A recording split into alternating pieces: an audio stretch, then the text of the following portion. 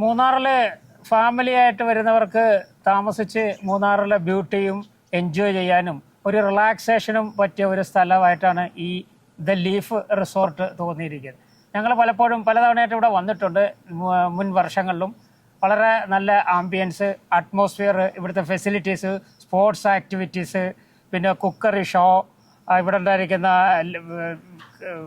Towel art show, അതൊക്കെ വളരെ interesting ആയിട്ട് തോന്നിയിട്ടുണ്ട്.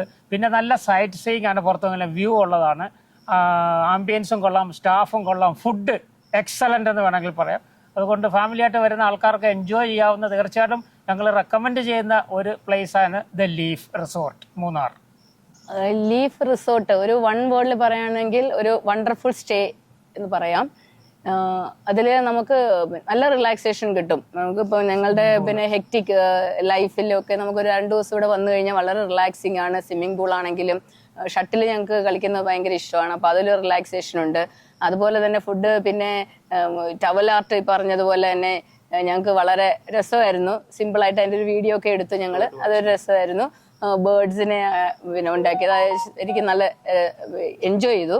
അതുപോലെ തന്നെ ബേർഡ് വാച്ചിങ്ങിന് രാവിലെ മോർണിംഗ് വാക്ക്, അത് വളരെ രസമായിരുന്നു. കുറേ പുതിയ പക്ഷികളെ നമ്മുടെ നാട്ടിലൊക്കെ ഉള്ളതാണെങ്കിൽ തന്നെ നമുക്ക് ഇവിടെ അതിൻ്റെ ഒരു പിന്നെ അത് നമുക്ക് അതിൻ്റെ എങ്ങനെയാണ് അതിൻ്റെ സ്പെസിഫിക്കേഷൻ, എങ്ങനെ അതിനെ ഐഡന്റിഫൈ ചെയ്യാൻ പറ്റുമെന്നൊക്കെ ഉള്ളത് നമുക്ക് കാണിച്ചു തന്നു.